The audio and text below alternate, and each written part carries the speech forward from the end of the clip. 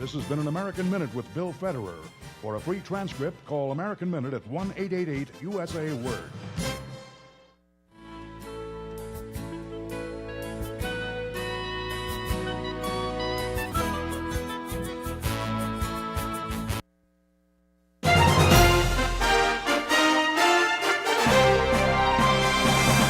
VCY America presents Crosstalk, a nationwide call-in program discussing issues that have an effect on our families, our communities, our churches, our nation, and our world.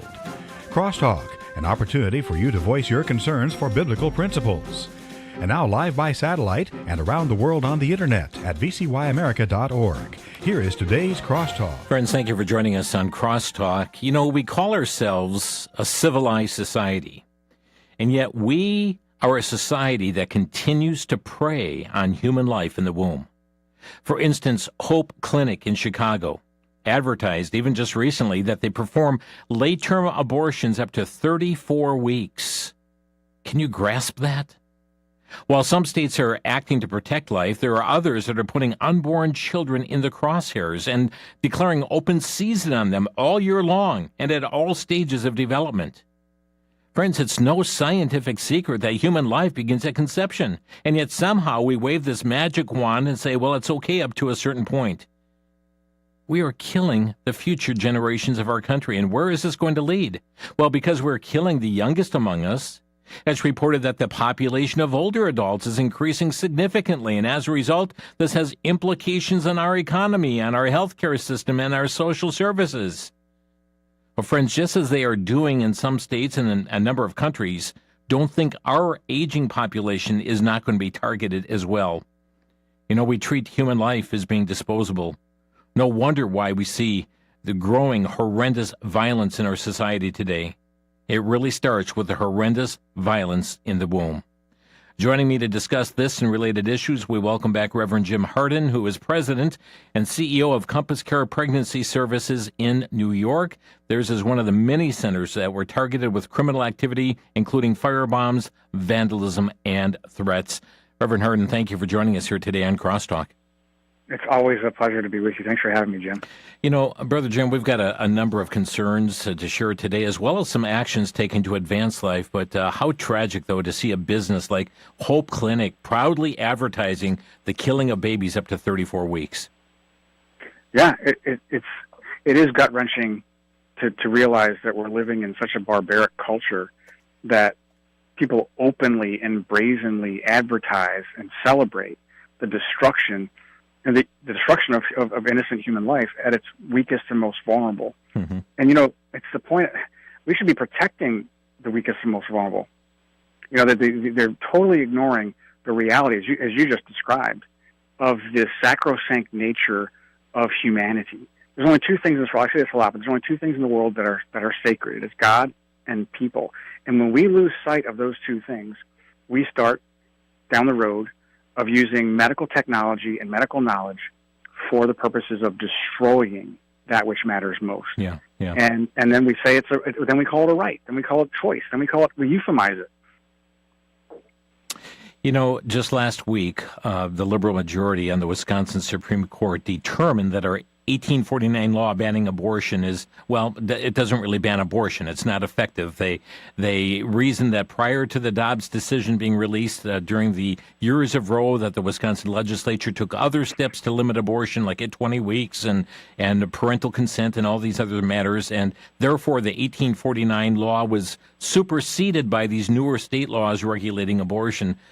Jim, the legislature acted during the Roe decision because of Roe.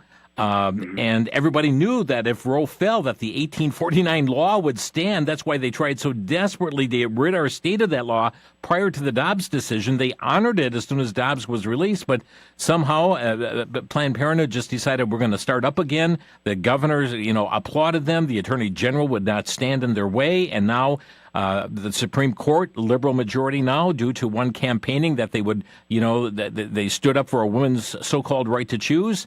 And now we have the 1849 law that banned abortion struck down. Yeah, it's an activist judiciary undermining the rule of law and the separation of powers.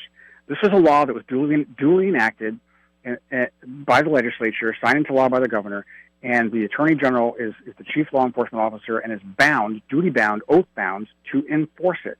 And to have the judiciary just come along and say, "Oh, this law is presumed to be overturned by the legislature." They're presuming to speak on behalf of the legislature, and the governor comes along and applauds it. Mm-hmm.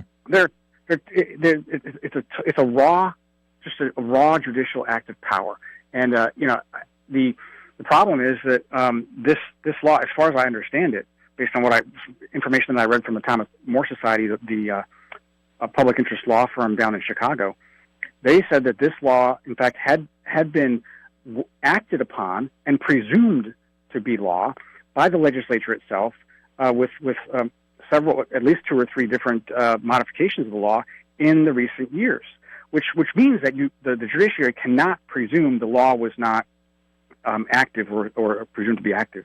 In fact, as you just described, off air, there was a woman that was on her way to get an abortion the day Roe versus Wade was overturned in Wisconsin, and they had to call her that day and say, you have to go somewhere else because it's illegal here, and she was referred down to Chicago or down to Illinois, and thankfully she had decided to have her baby. But this is the kind of thing that is so insidious, and now you've got they want to take it a step further in Wisconsin and modify, have the judiciary do another raw act of power and modify the Constitution and presume upon the Constitution of Wisconsin a right to abortion, which is another it boggles the mind. The role of government is to protect all people equally without partiality. And for the government to come along and disqualify an entire category of human being from protection under the law is the quintessence of evil. I don't even know if you can say it that way. It's certainly a slap in the face of equality. And what's so interesting, too, I think someone had pointed out, one of the justices so far, that 1849 law did not use the exact word abortion. No, they described what it was, the taking of life and so forth. But our Wisconsin Constitution doesn't say abortion either. Well, neither does the Bible. Right. But the principle remains. The principle of protecting all people, especially the weak and vulnerable, is the primary presumption in the concept of the rule of law. We are all equal under the law, irrespective of power, money, prestige, position. It doesn't matter. Whether you're in the womb or out of the womb, whether you're sick and dying, whether you're disabled or a fully able-bodied genius, it doesn't matter. We are all equal not because the government says so, but because God says so. Mm-hmm. We are made in His image, and therefore inherently valuable. We get our dignity from God, not government. And therein lies the rub. It's the fundamental presupposition that's being altered about the nature of what government is and supposed to do in the role of human affairs. Let's hit another issue, and while we're on this topic, a tragic story out of South Korea. An abortionist facing murder charges after allegedly performing an abortion on a 36-week pregnant woman, resulted in the baby being born alive, then left to die unattended, and just left to die. I mean, similar to what the former governor of Virginia was promoting as well. Your comments on this story? Well, again, this is the modern West, and Asia is following suit. Part of the problem with South Korea is that while they don't have, laws regulating or outlawing abortion because they say it's probably unconstitutional, this is a big gray area. But here's the problem: you've got ostensibly a physician who is induced labor. Okay, 36 weeks. I had a son that was born early preterm at 32 weeks. Okay, we took him home 2 days later.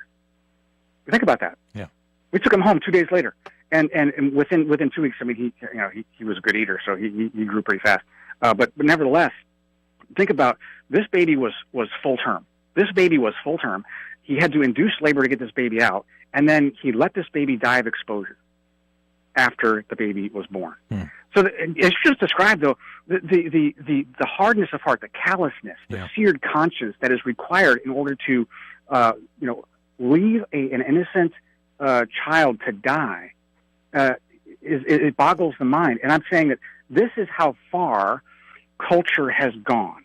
You know, when you extract God from the formula of existence and the purpose of mankind, what's a slippery slope? Who gets to decide who lives and who dies? That's raw power, and that's exactly what was happening with his abortionist. He was engaging in an act of raw power, and it should be a wake up call to all these people, and especially the people in Hope Clinic and the neighborhood around Hope Clinic in Chicago that's doing 34-week abortions. It's no different than what happened in South Korea. No different, except they do it every day and they celebrate it. Right. And so women are going to be coming from all over. They're going to market this, and they're going to encourage abortion, late-term abortion tourism in Chicago.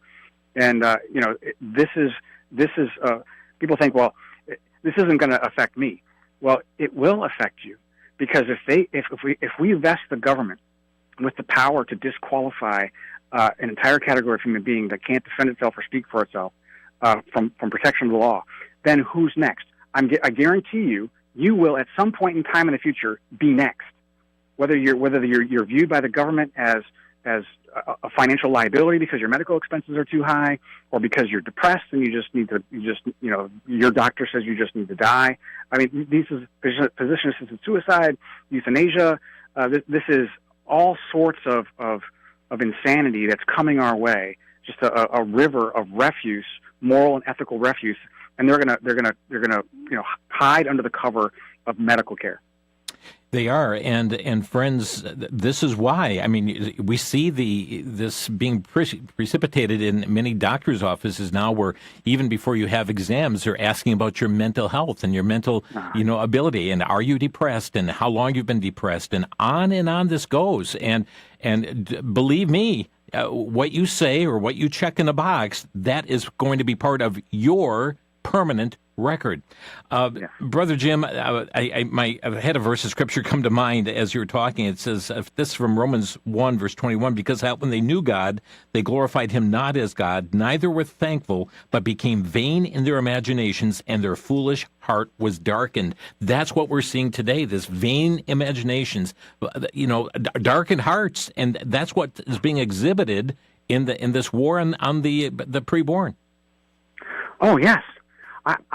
Speaking of scripture, I was reading yesterday, and it caught me by surprise. I don't know why, because I've read it before, but it just so happens when I was thinking about euthanasia and physician-assisted suicide, when Paul wrote his letter to his protege Timothy, the Apostle Paul, and he was saying, look, the law is a good thing, but it's used for the fact that there's lawless people. The law is not there for righteous people. And then he gave a list of lawlessness and what lawlessness might mean. For those that are lawless are rebellious, they're ungodly. I'm quoting here: sinners, for the unholy and profane, for those who kill their fathers and mothers, for murderers. And I think for those who kill their fathers and mothers, that sounds like euthanasia to me. That sounds like physician-assisted suicide to me. That sounds like, murderers sounds a lot like legalization of bad things. And they make it, and one of the most insidious things that's been happening in America over the last 4 or 5, maybe 10 years is that the government is designed to make it, the government can't make people be moral, okay? But government can make it hard for bad people to do bad things. And the government can also make it easier for good people to do good things. But the insidious thing here is when the government is infiltrated by bad people, it starts to celebrate and legalize bad behavior and make it difficult, oftentimes illegal, for good people to do good things. And that's, I think, where we are. We need to be very careful right now. Pastor Jim Harden, our guest here today on Crosstalk. And friends, a quick break. And we're going to come back. We're going to learn about some things going on in Missouri. We're also going to be taking a look at this so-called big, beautiful bill, the funding and defunding of Planned Parenthood, and the battle for life intensifies. We'll be back in a minute here on Crosstalk. Back to Genesis with Dr. John Morris, popular creation speaker with the Institute for Creation Research. Dr. Morris, is there any evidence for Atlantis? Chris, Atlantis was the mythical city which was submerged under the ocean. People living in the city adapted and finally evolved the ability to live underwater. Of course, this myth has no basis in fact. Humans could not live underwater, even if they swam in the water for generations. Nor have archaeological remains of such a mythical city ever been found. But there may be some basis in fact. The Bible says that there was a great civilization which was totally overwhelmed by water. This was, of course, the great flood of Noah's day. I wonder if the legend of Atlantis is really a faded memory of the flood. Even more interesting is that almost every culture around the world has the legend of the flood. I think all of this goes back to Genesis for truth. Thanks, Dr. Morris. For more information, you can find us on the web at www.icr.org.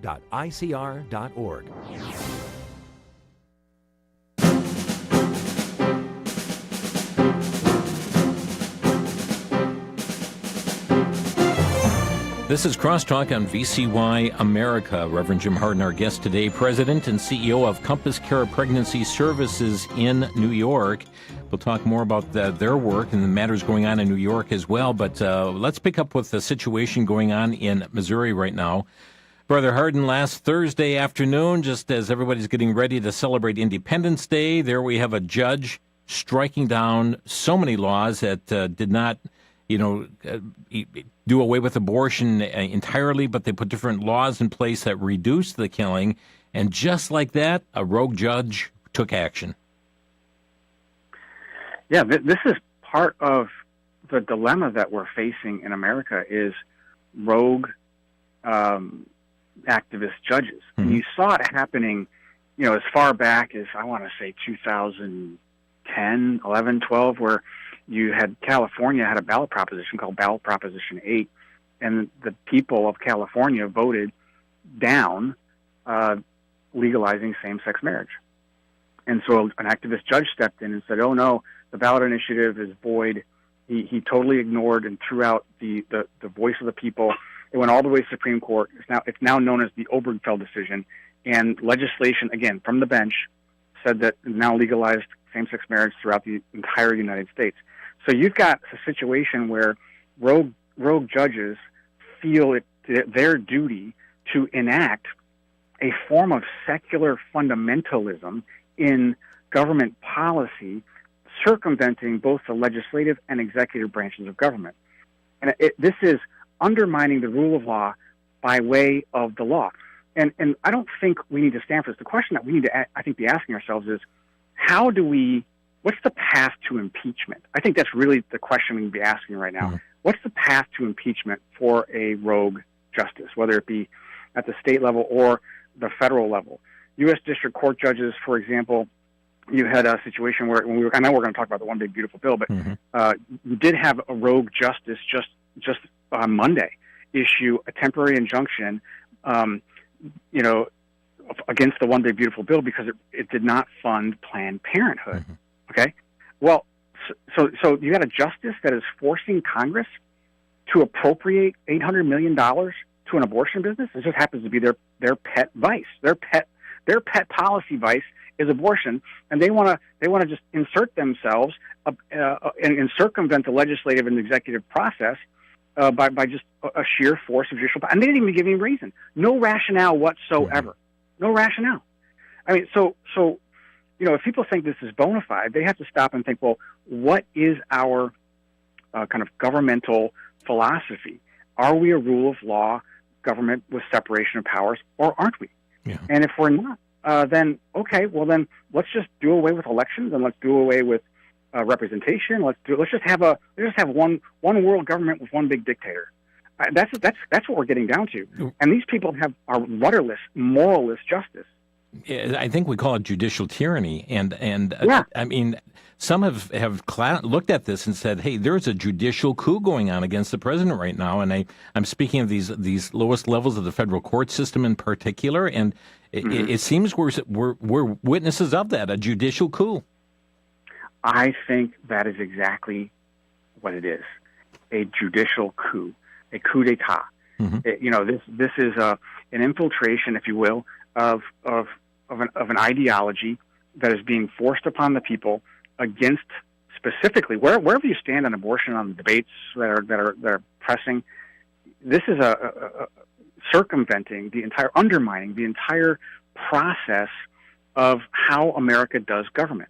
And so I think we need to take a good hard look at how we execute justice when we have these people who presume to be the representatives of it, going outside the bounds of what it means to be a legal rule of law state. Now, friends, keep in mind that it is the U.S. Senate that confirms judges to the bench, the federal bench, and there was a glut of judges that were passed quickly during the lame ducks, period after President Biden had lost the election. Then he surrendered it to Kamala Harris, but they went on a judicial spree, passing judicial nominations to the bench, and Chuck Schumer led that measure. And some of these ones that were put into place since Donald Trump was elected are those that are issuing these very decisions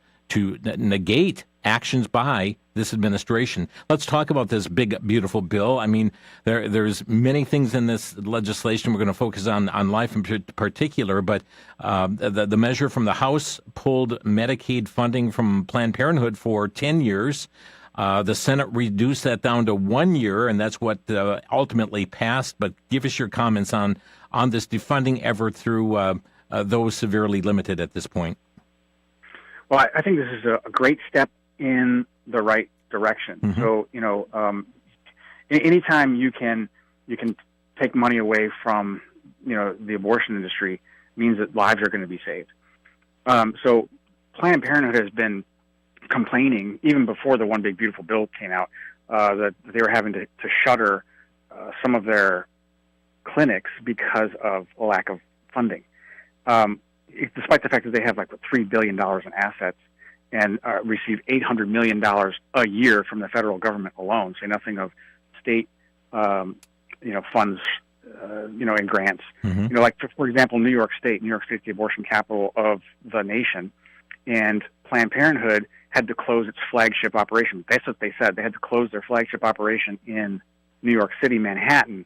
This is the former Margaret Sanger Memorial Planned Parenthood clinic, and they cited a lack of funding.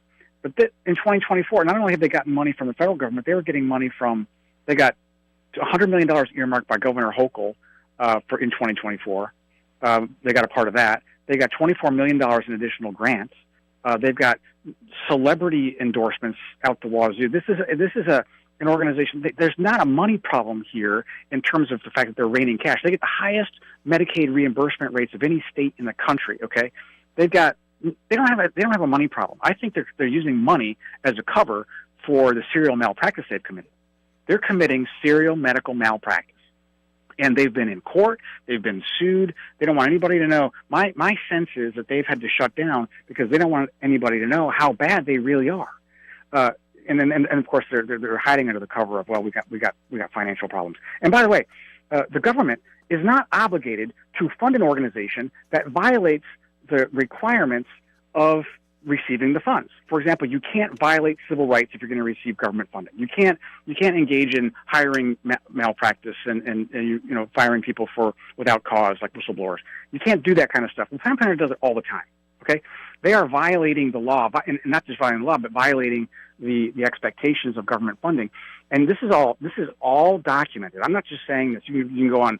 A lot of journalists are the New York Times printed an expose about 2 months ago on Planned Parenthood in New York, and there's this little thing. Even if this rogue justice out of Boston, her name is Judge. Talk about rogue justices. Judge Talwani out of Boston sent this temporary injunction demanding that Congress continue to fund Planned Parenthood. Okay, well, even if Judge Talwani was right, and she's not, to do what she did, it is still the purview of the executive to appropriate or allocate the funds appropriated by Congress. Okay, which means that he can impound those monies. He can sequester those monies if, in fact, violations are being committed by organizations or contractors of government funding, and that is exactly what he should do. It's called the Impoundment Control Act, and he should withhold that money from Planned Parenthood, even if it is somehow, found by the appellate court and then the Supreme Court. It's not going to happen, but it's somehow found that by the appellate court and Supreme Court that, we should force the government to fund Planned Parenthood, which is ridiculous.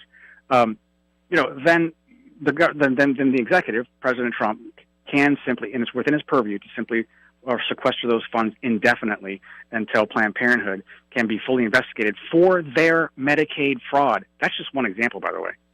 Wow. And as you pointed out, I mean, Planned Parenthood wasted no time filing action against this defunding. Didn't take long for that leftist judge to issue a temporary restraining order pending appeal that blocks the defunding the abortion industry. But I understand from their annual report, Planned Parenthood's annual report shows that its affiliates across the country took in right around $700 million in the government health services reimbursements and grants. It's about 9% of the revenue, and no doubt that's why they're screaming. I see that what LifeNews.com had a story. The headline: Massachusetts Planned Parenthood will lose $14 million, may have to close abortion centers. Praise the Lord. Let's shut them down. Oh, yes. Praise the Lord. Let's shut them down. I couldn't agree more. This is not, they don't care about women. They don't care about choice. They don't care about access to medical care. They care about abortion and what abortion gives them. That's one of the reasons why Planned Parenthood spends so much money on activism, lobbying. In fact, that's one of the things that the expose at the New York Times came out with was they're raising all this money, but they don't spend it on women and women's services. They spend it on activism and politics. And so that's why, if you want to go to legal war with Planned Parenthood, you better have really deep pockets, because they are willing to spend any amount of money to maintain some sort of fundamental right or deregulation of abortion. And that's what they're doing right now. So the One Big Beautiful Bill passed on July 4th. He signed it into law. On July 7th is when this rogue justice issued this temporary injunction. This Monday. This was the first business day. What?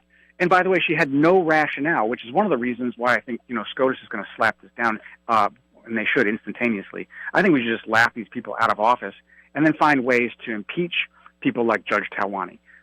This is, again, act of raw judicial power. But not just that, but the Supreme Court already found it. They just recently ruled on a case called Medina versus Planned Parenthood in South Carolina. Remember this? Yes, and comment. This is another SCOTUS decision that said states you can defund Planned Parenthood. I mean, that's right. There, in my opinion, there had to be a national movement on the state level, to take advantage of this. Oh, without a doubt. It would save us so much money. And by the way, we're cutting our nose off to spite our face. If any politicians think that it's a good idea to destroy the next generation of citizen, they're cutting their nose off to spite their face. The next generation of voter is being destroyed, and they're promoting the destruction of the next generation of citizen. And beyond that, of course, these children that are being destroyed could grow up and get married and have more children. With where we are as a country in terms of population, you already touched on this, but our fertility rates are down below 1.6 right now, which means that we're not replacing ourselves. Right. You solve the border problem, and now America's population is going to plateau and start to decline. You mentioned that too. We're going to age as a population, which is what's happening. Mm-hmm. Unless we start understanding the value of marriage and childbearing again, and understanding marriage is the basic unit of society. That is one man, one woman, and their ability to raise the next generation of healthy citizen in the nurture and admonition of the Lord. We don't have a future. Wow. Friends, we're going to take a quick break. We're going to come back and continue on with that thought. Fertility rate of 1.6. How do we even recover from that? And friends, we're also going to get into the matter of the Johnson Amendment and what that means, and should this be a change of course in the hearts and minds of many churches? We'll be back in a minute. You're listening to Crosstalk. Many are concerned today by a culture that has turned its back on God.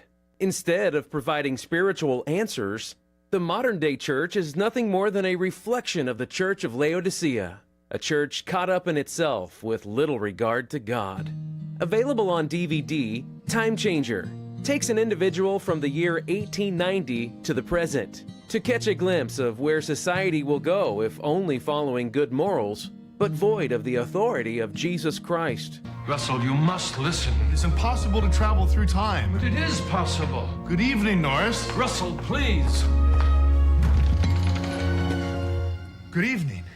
You must see for yourself what happens in the future. The 95-minute DVD Time Changer is available for a donation to VCY of $15, with each additional copy to the same address for a donation of just $10 more. Call 1-800-729-9829.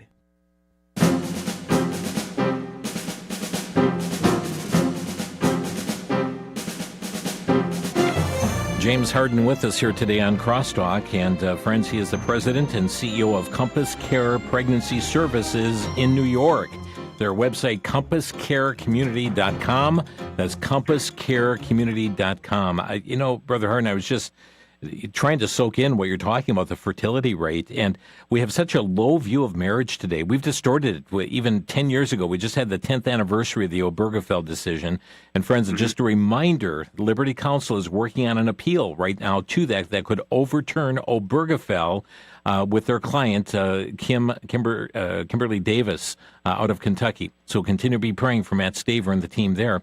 But this whole matter of the cheapening of marriage and not only that, but we are, casting doubt on couples even to have children today, and children are a nuisance, and you don't want your career path to be destroyed by having children, and on that litany goes.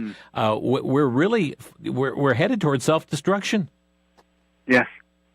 I was driving back from the office yesterday, and I caught a glimpse of a couple out in the front yard, and the man was on a trailer, and he was working with a strap to tie down a piece of equipment, and his wife was standing next to the trailer, and there was a little toddler out there, and she looked like she wanted to talk with her husband or help her husband, and then the toddler was toddling off somewhere, and then she changed her focus and placed her focus on the child, and instantly the thought came to my mind, I know it's so obvious to me what's more important in that picture.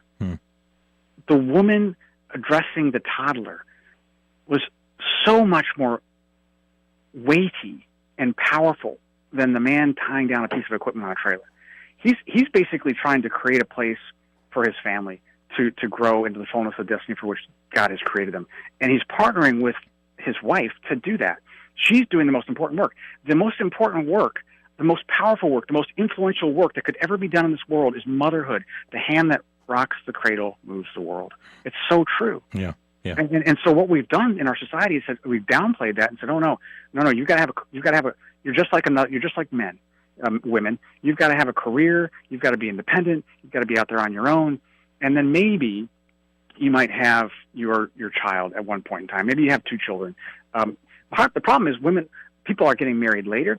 They're putting off marriage later and later. They're putting off childbearing later and later. And of course, natural fertility window is for women is between 19 and somewhere in their mid-20s. Okay, so their natural fertility window starts to decline in their late 20s and into the 30s and beyond. And so, if women start having children in their 30s, well, they're going to have fertility problems, and they do. And so, the use of IVF is becoming more prevalent. The infertility rates of couples is just inordinately high, even if they wanted to have kids. And then, of course, they can't have as many kids because they're starting too late and that sort of thing. So there's all sorts of problems because people are not valuing marriage beyond a career. The husband and the wife are a team. The husband should do what he can to create and sustain a place where his wife can do the most powerful work that any human can do on this world, and that is help to bear and raise the next generation of healthy citizens. Yeah. There's fingerprints. This pastor friend of mine I was talking to today, he's like, I'm so grateful for my children. I'm so grateful for my wife who dedicated her life to raising them. And he was sitting around the table with them all, with their grandkids, and he said, I see her fingerprints all over you. Wow. Meaning they're doing so well because mom dedicated her life to them. Yeah. And it has ripple effects for generations. I'd like to bring up another issue, and we need another hour here today, but we've had many a church and many a pastor who said, you know what, we don't get engaged in issues like this. That's political. Abortion is political, and we don't, so therefore we stay out of politics in addressing this. I'm going to have you respond to that and also address at the same time the IRS saying, hey, we're no longer going to enforce the Johnson Amendment. Now, let's see a court decision on that. We haven't seen, that happen as of yet, but they're saying we're not going to enforce the Johnson Amendment. Are we going to see a change in our churches, or is it going to continue to be status quo? That is the $1 million question. Sometimes, pastors who are aware of the Johnson Amendment could easily say, look, I can't talk about that here because it's too political, and we don't want to unduly, put our ministry of the church at risk, from fines or jail time from the IRS. But the Bible says, actually, Paul quoted Moses when he said, "You shall not muzzle the ox while he is threshing." Remember that? Mm-hmm. According to the Apostle Paul, muzzling the ox conveys the idea of stifling the moral teaching of the church with the threat of withholding a living wage from the preacher. Now, what's the problem here? The problem is the Johnson Amendment actually, restricts the church and other Christian leaders and nonprofits from speaking the truth, moral truth, in the public square as it relates to public policy or candidates running for office who have a certain set of public policies they want enacted. And so it's muzzling the ox because they're threatening to take away their money. They're threatening to take away their living wage. So that's fine if the government wants to do that, but it's still incumbent upon the Christian pastor and leader to be the watchman, irrespective of the potential ramifications, negative ramifications. Speaking out, this is we've got to warn. This is Ezekiel talks about how the people of God, the watchmen, the leadership of the people of God, are the watchmen. And we need to warn the world of wickedness and the wicked way so that we can escape it and live. That's the purpose of Christian leadership.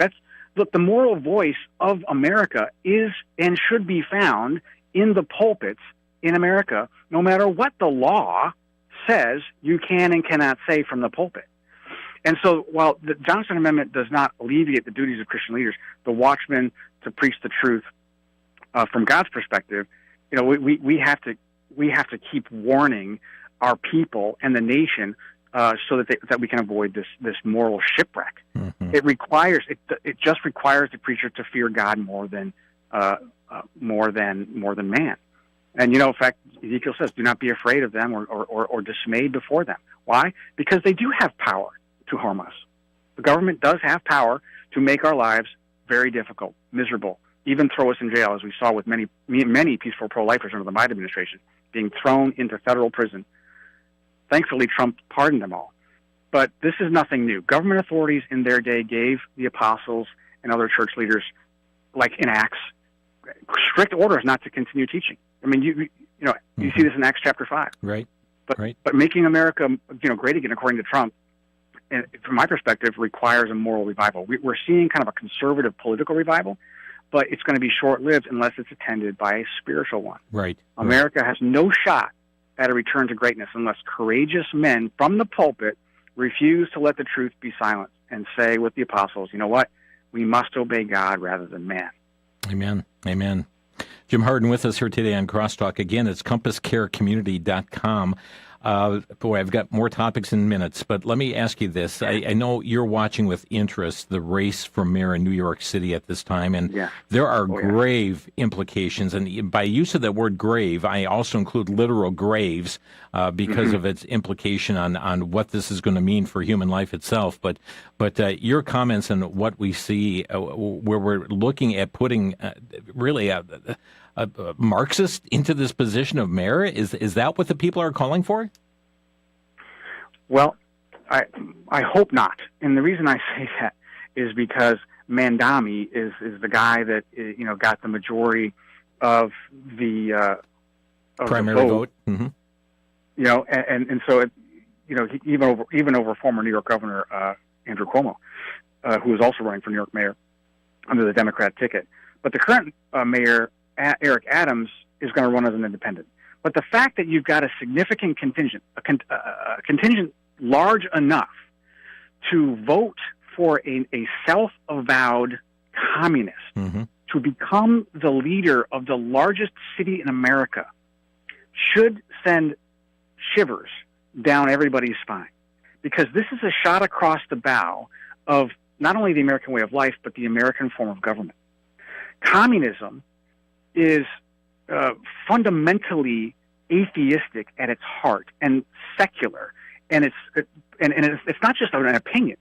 Secularism, specifically anti-Christian secularism, is a core tenet to Marxism. You have to destroy any authority that takes precedent over government authority, and that means God, that means family, that means the church, right? Anything that could be seen as a competitor to the authority of government must be destroyed and must be made illegal. So you saw this happening in the French Revolution.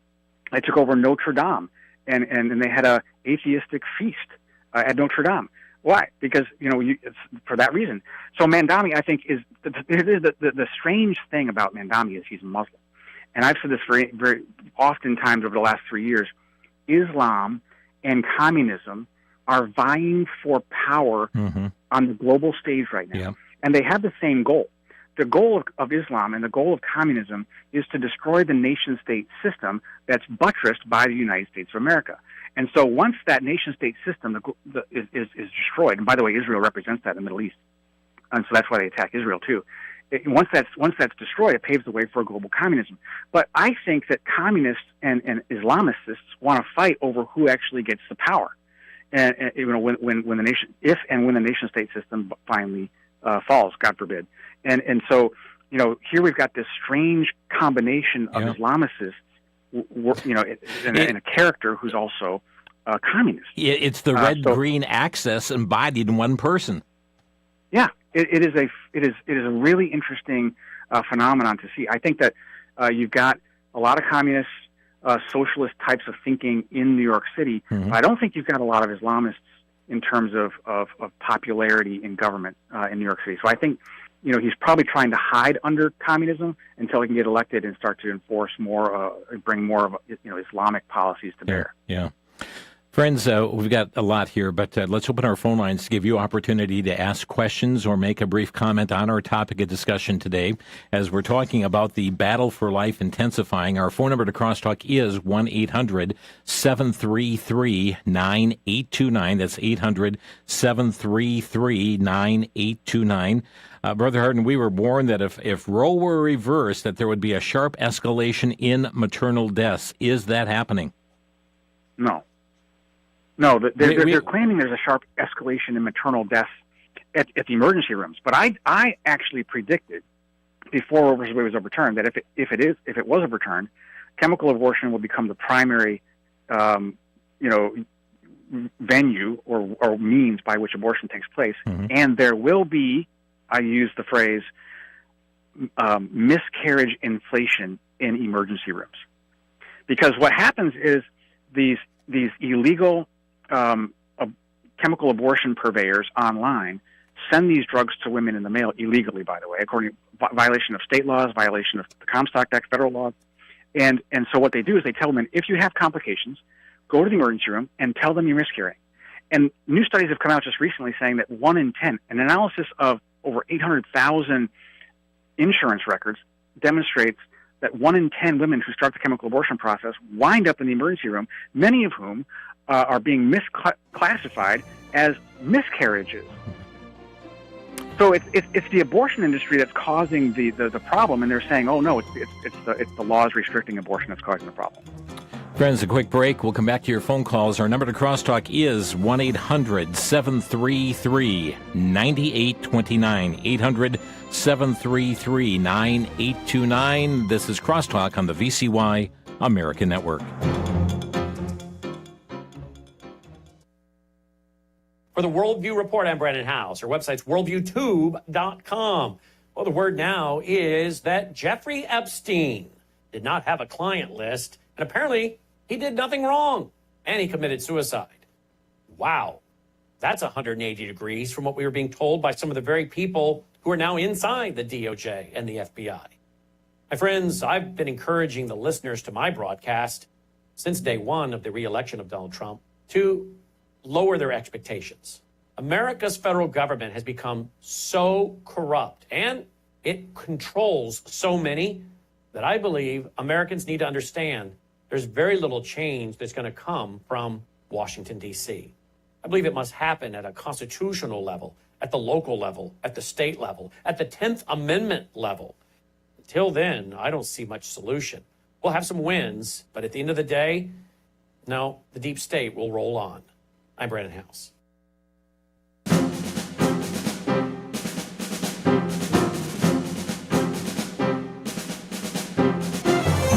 You're listening to Crosstalk on VCY America as the battle for life intensifies. Jim Harden, our guest, president and CEO of Compass Care Pregnancy Services in New York. Their website, compasscarecommunity.com. Let's go right to the phone lines.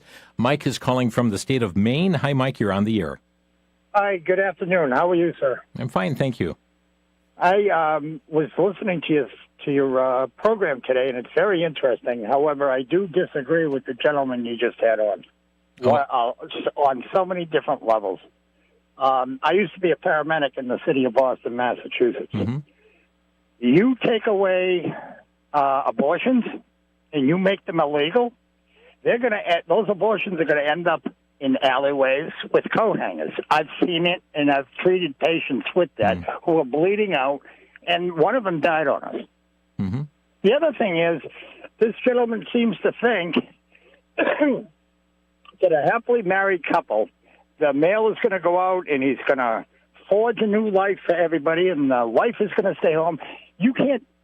I don't know anybody, and I'm middle class. I don't know anybody where one parent stays home anymore.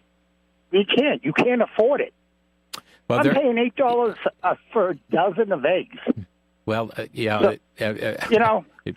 understand. I understand where you're coming from. I really understand that. But there has to be a better way. Well, the better way is to preserve life, and you talk about, women perhaps dying with the coat hangers that you saw one. Keep in mind that there are thousands of babies, many thousands that are dying every single day. Brother Harden, if you want to respond to the caller here. No, I appreciate Mike's sentiment. Mm-hmm. The reality is that abortion procedures really haven't changed that much since it's been legalized.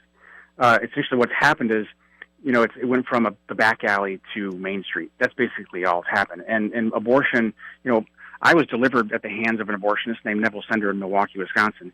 And, he's the one that was said, to abort a child is to perforate a uterus, basically meaning it's very dangerous and, we're going to, cause lots of damage. And he does, and they do. And that's one of the reasons why the abortion industry is fraught with lawsuits for medical malpractice. Mm-hmm. And there should be more. They should actually be run out of business for the medical malpractice. The worst doctors always end up being the ones at the bottom of the class, can't do anything else and wouldn't be hired by anybody else, so they have to be, they have to do the worst things, which is abortion. So, with respect to, the marriage and childbearing, look, I've got 10 kids and my wife stays home, and I have a wage of very moderate wage as a nonprofit leader, and it can be done if you can pinch your pennies. We know for a fact that look, there's only one. Life always comes from self-sacrifice. It's always been that way. Motherhood is a demonstration of life issuing from self-sacrifice. Christ is a demonstration of life issuing from self-sacrifice. We need to make sure that people understand that standard of living is not the goal. The goal is reflecting the glory of God to Him and back to each other through love. Mike, thank you for your call. I wish we had more time to interact, but we've got 4 minutes left and lots of callers lined up. But we thank you for making your main points with us here today. Dave is next in Sioux Falls, South Dakota. You're on the air. Yeah, very good. A couple points. I want to bring up the name Edwin Bernays. That was Freud's nephew. And he was utilized by the factions that are trying to topple nations to get women out in the workforce to increase smoking for women and also drinking. Are you aware of that? Okay, let's get to our point of abortion here, Dave. Okay. It's related to the whole point of getting women out of the house and empowering them in this idea that they're going to be in somehow having a better life, and that's never been the case. Thank you so much for raising that issue. Any response there, Brother Jim?